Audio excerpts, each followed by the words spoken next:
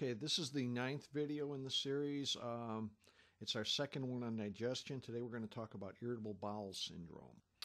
All this material is in a manual. You can download it at practicebump.com. Also at practicebump.com we have lots of free marketing materials for you. I'm Dr. Paul Varnes. My company's Whole Health America. You can email me at my personal email, 1arborvitae@comcast.net. My phone number's there. Also, if, we're starting to talk about products more, and if you have questions about products and also help, like I say, Biotics research staff, very knowledgeable in nutrition, and they're more about helping your patient than they are about selling products. Their number's 800-231-5777. Irritable bowel syndrome is a common disorder.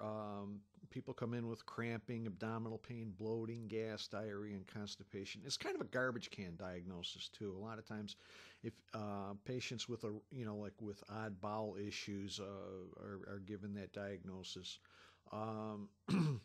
Unlike ulcerative colitis and Crohn's disease or inflammatory bowel disease, IBD, there are no changes in the tissue and there is no increased risk of colorectal cancer. Most common signs and symptoms are abdominal pain or cramping, a bloated feeling, gas, diarrhea or constipation, or alternating diarrhea and constipation, mucus in the stool. And for most people, it's a chronic condition. It's around all the time, although there are exacerbations and remissions. The patient may actually have periods of time where their bowels do not bother them. And this is a place where you can really help your practice, because this is an area where medicine doesn't do much good, and you really can. And the reason you can help better than the medical people can is you're going to look at the cause of this and treat it naturally. Symptoms may be due to bacterial overgrowth in the small intestine or dysbiosis, parasites or yeast overgrowth in the bowel. They may have a need for hydrochloric acid or enzymes. That's something that medicine doesn't do almost nothing with. And hidden food sensitivity or food allergies, depending on how you want to call it. Women are twice as likely to have the condition than men. It tends to happen in people under 20 or under 45. And there's a link to mental health problems, but sometimes that's a chicken or egg thing. If your digestion isn't working good, you're not absorbing things like B12 and amino acids that are necessary for neurotransmitter production and enzyme systems to work properly. And also, there's a strong connection between inflammation and things like depression and anxiety. Dr. Harry Eidner wisely said that you always treat the digestive system from the north-south. I'm always running into people that are looking to change the bowel flora and focusing on the bowel, but really you need to start with the initial phase of digestion, because if you don't properly digest, if you don't make enough hydrochloric acid, if you don't have enough pancreatic enzymes, then the food rots as it moves down the line, and you're producing more dysbiotic flora. You sometimes it overgrows in the small intestine and so on. And working exclusively on the colon, if you haven't fixed the initial phase of digestion, you're not going to be very successful. And to tell you the truth, if someone comes in with a digestive problem and you haven't got time to chase it down and all that, there's a shotgun approach. Give them the paleo diet, Intenzyme Forte, pancreatic enzymes, and BioDof 7 Plus or a Flora. Now, the reason Intenzyme Forte instead of HCl Plus or Hydrozyme with hydrochloric acid, the purpose of this presentation or these presentations are for docs that don't do a lot of nutrition. Intenzyme Forte will never bother your patient. HCl might. Even if they need it, they might get burning, they might get agita from it or something like that. So if you want to do like a no-brainer, paleo diet, Intenzyme Forte, and BioDof 7 Plus, and you'll be amazed at how many people with digestive issues suddenly start doing a lot better.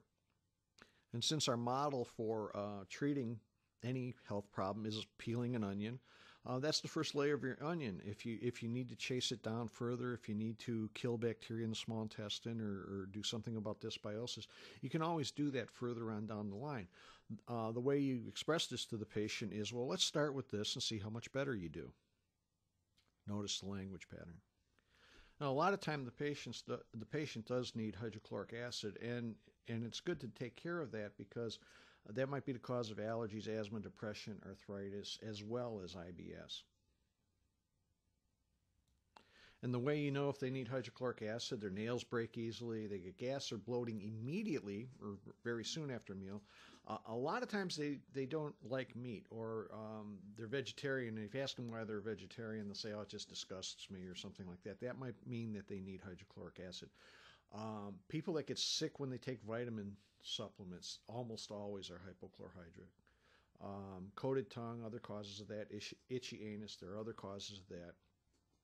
And like I say, there's a number of other health issues. So if you make the distinction between needing enzymes or HCl, it's an important one, although you don't have to do it right away.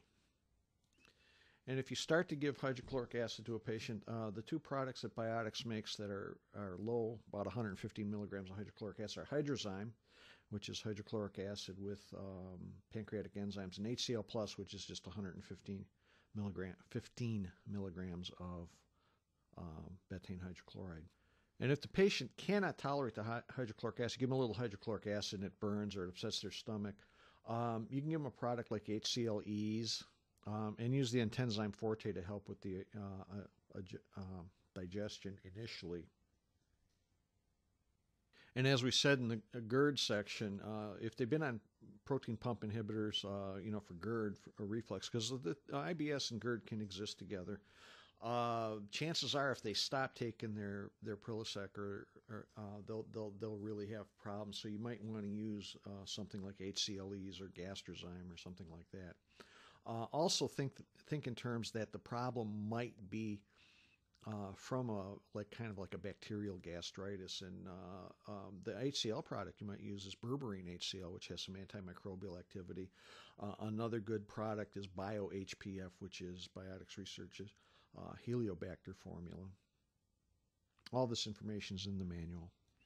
If they do tolerate an HCl supplement, you can gradually increase the dose day to day. And when you give HCl, tell them to take it halfway through the meal. Eat some food, take the pill, and then eat a little more food. That increases your chance of them tolerating. If they take it after a meal, a lot of times the acid ends up at the top of the stomach, and they'll get like some reflux symptoms. You can gradually increase. If they get burning, give them the HCLEs. If you find that you're giving them a lot of pills, betaine plus HP is a higher dose. It's got 700 milligrams of HCl, which is 6 times the amount as in HCl plus. Another situation that might exist in your IBS patients is overgrowth of bacteria in the small intestine. Normally there's no or very little, fewer than 10,000 bacteria per centimeter cubed. Drug therapy, surgery, scarring, poor diet can change that, and they'll have gas, bloating, distension, and bouts of diarrhea, once again called irritable bowel syndrome. And it's due to small intestine bacterial overgrowth, and you might have to go and kill that. The way that's diagnosed is with a hydrogen breath test, and you can actually buy kits for this. Person fasts for 12 hours, and then they fill a balloon with a single breath of air, and then they take a small amount of a test sugar like lactulose or glucose, and then their breath is analyzed for hydrogen and methane every 15 minutes. So if they get a lot of hydrogen and methane, it means that they're getting fermentation in their small intestine, and that's a sign that exists. A lot of times you can smell something like that on their breath. The diet that you would treat is called the specific carbohydrate diet. It's found in a book by Len Gotcho called Food and the Gut Reaction.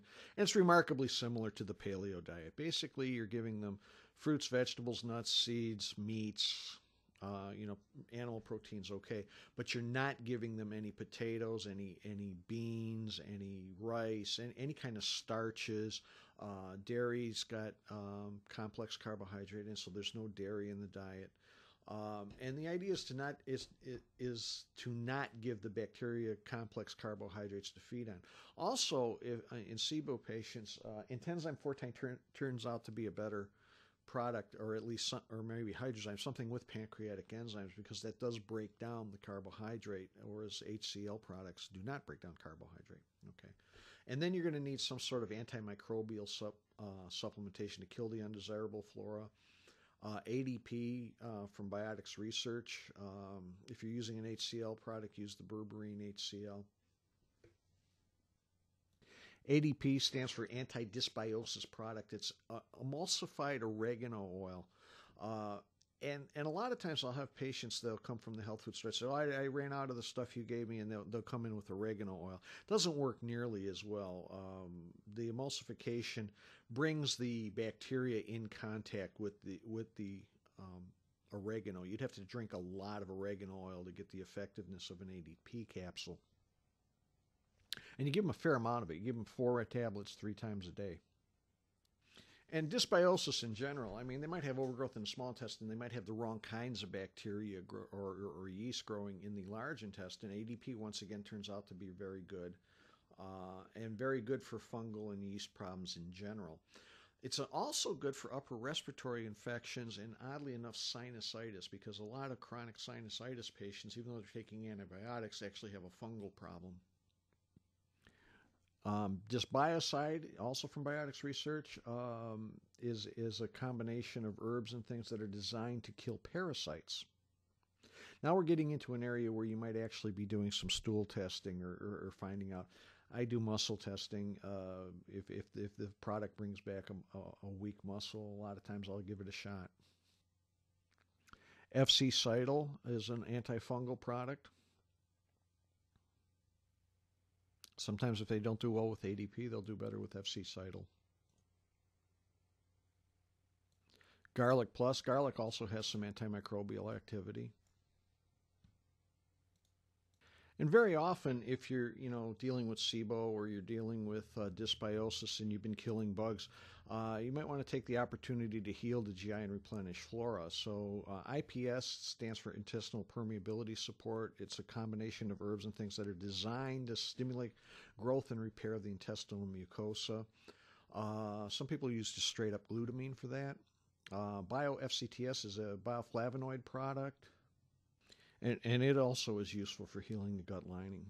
Replenish the flora. You can use BioDoff 7 Plus as a probiotic product. Colon Plus is a little more involved. It has fiber and stuff to nurture the Lactobacillus acidophilus. A lot of times use that with people with constipation, toxic bowel kinds of situation.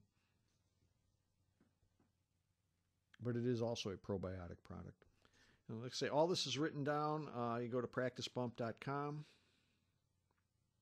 I'm Dr. Paul Varnes. My company's Whole Health America. You can email me at onearborvitae@comcast.net. Since we're talking a lot about Biotics Research products and we're getting into a little more complicated things, you can get help. They will help you. They won't twist your arm or try to sell you stuff. Their number is 800-231-5777. Thank you very much. I hope you found this useful.